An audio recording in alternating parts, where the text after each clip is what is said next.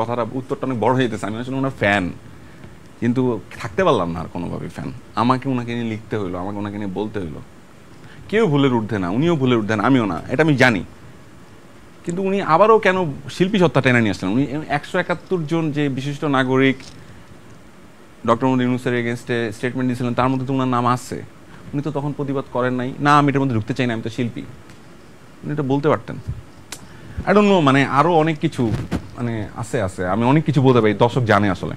Doctor Mohammad Yunus,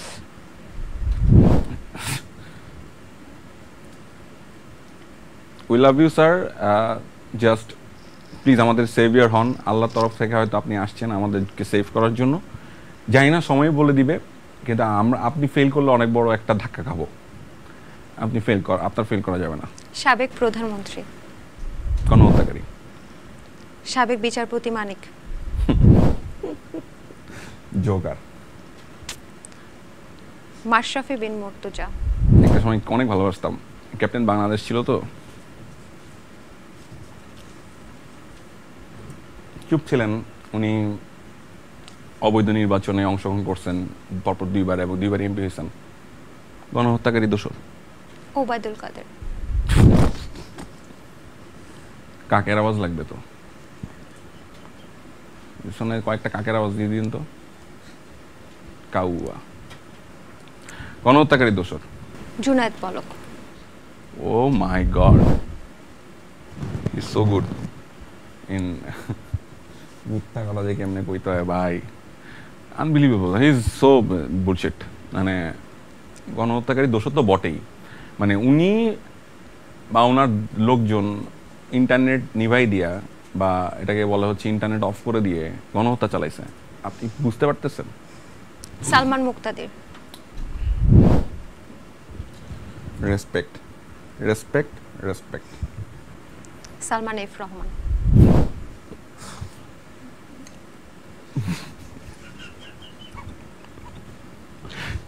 যেটা বলতে চাইছি সেটা বলবো না। আপনি বলতে পারেন, না না না, এটা বলবো বাক স্বাধীনতা আছে। না, বাক স্বাধীনতা থাকলে ওটা অনেকগুলো ট্যুর দিতে চাইতেছি। ট্যুর দিয়ে দিন তো, ব্যাক ধর না।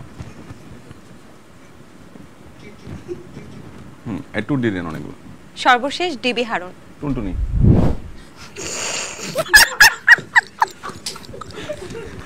এই যে আন্দোলন এবং আন্দোলন পরবর্তী সময়ে গণমাধ্যমের ভূমিকাটা কেমন ছিল আপনার মতে? এবং এখন তো অনেক ভুইফোর সংগঠন গজাচ্ছে, তো সেক্ষেত্রে আপনার মতামত কি? শুধু সংগঠন না, ভুইফোর মানুষও জন্মাচ্ছে। মানে অনেক, মানে কি বলবো,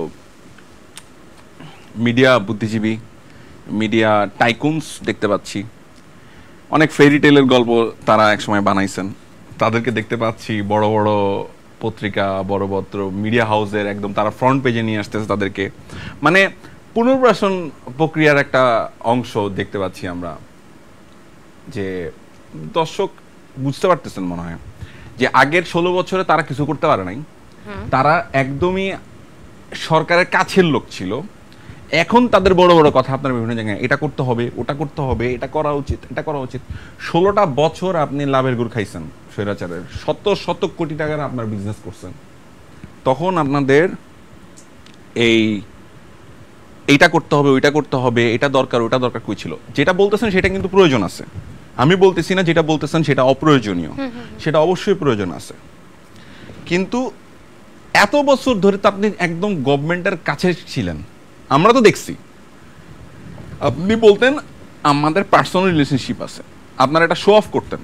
এবং আপনারা ওই সময় স্বৈরাচারীর সাথে আপনাদের কি পার্সোনাল রিলেশনশিপ আছে, কি ধরনের পার্সোনাল রিলেশনশিপ আছে, সেটা তো আপনারা শো করছেন আমাদের সামনে, এবং সেটা নিয়ে আপনারা অ্যাডভান্টেজ দিচ্ছেন, ফায়দা নিচ্ছেন। আরে আমি বড় ভাই ব্রো। সো এখন কেন 16 বছর পর এসে মনে হইতেছে এখন আপনার পার্টিসিপেট করতেছেন যে এটা ঠিক আছে করেন, কোনো সমস্যা নাই। কিন্তু আপনি যে ভাব ধরতেছেন যে আমি স্বৈরাচারীর পতন চেয়েছিলাম, বিষয়টা কিন্তু তা না। বিষয়টা হলো যে আপনি যে ভণ্ডামি করতেছেন এটা কিন্তু আমরা দেখতেছি, এবং আপনি এখন হয়তো আপনার নাম বলতেছি না, কিন্তু আপনি যদি বাধ্য করেন, আপনারা যদি বাধ্য করেন, আমার মতো আরো শত শত ছেলে আছে এই মিডিয়াতে পরোক্ষ এবং প্রত্যক্ষভাবে কাজ করে, তারা আপনাদের নাম বলা শুরু করবে। এখনও সাবধান হন, তবা করেন সুন্দর করে করে ভদ্রভাবে সুন্দর মতো সাধু সাজার চেষ্টা করেন না, হিরো হওয়ার চেষ্টা করেন না। ডাউন থাকেন, সত্যি কথাটা বলেন, সুন্দর করে কথাটা বলেন, অনেস্ট কথাটা বলেন, আমরা ট্রাই করবো আপনাদেরকে হেল্প করতে। কিন্তু যদি হিরো হওয়ার ট্রাই করেন না, তাহলে এটা কিন্তু ভালো হবে না। এখানে কেউ হিরো হওয়ার সুযোগ নেই। এখানে বারবার বলছি, হিরো কারা? হিরো হচ্ছে ওই জেনারেশন, দিস জেনারেশন। হিরো হচ্ছে আমাদের মুগ্ধ ভাইরা, আমাদের আবরার ফাহাদ ভাইরা, আমাদের সাইদ ভাইরা, আমাদের বোনেরা, আমাদের ভাইয়েরা যারা আজকে পৃথিবীতে নাই, আমাদের ফারহানেরা যারা পৃথিবীতে নাই এবং যারা এখনো মৃত্যুর সাথে পাঞ্জা লড়ছে।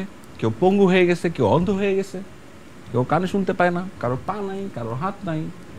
দে are the heroes, we are nothing. আমরা তাদের সামনে কিচ্ছু না। সো ওই হিরোদের পাশে আপনি যদি নিজেরা দাঁড় করানোর চেষ্টা করেন না ভাইয়া, দিস ইজ ভেরি স্যাড। আপনার জন্য আসলে করোনা হয়, এর বেশি কিছু না ভাইয়া, বড় ভাই করেন না এগুলো আপনারা। এত বছর ধরে, 16 বছর ধরে যেই মানুষগুলো এতটা চরম খারাপ সময়ের মধ্যে দেশ থেকে হোক, দেশের বাইরে থেকে হোক, বুঝতে হবে কিন্তু দেশের বাইরে থেকেও কিন্তু অনেক মানুষ ফাইট করছে, অনেক প্রবাসী ফাইট করছে, এবং তাদের কথায় আমরা জেগেছিলাম, আমরা ঘুমাই নাই। অনেকগুলো নাম আছে, অনেকগুলো সাইবার ফাইটার আছে, সাইবার যুদ্ধ আছে। এখন তারা জিজ্ঞাসা করেন, আপনি কি শাহবাগে নামছিলেন?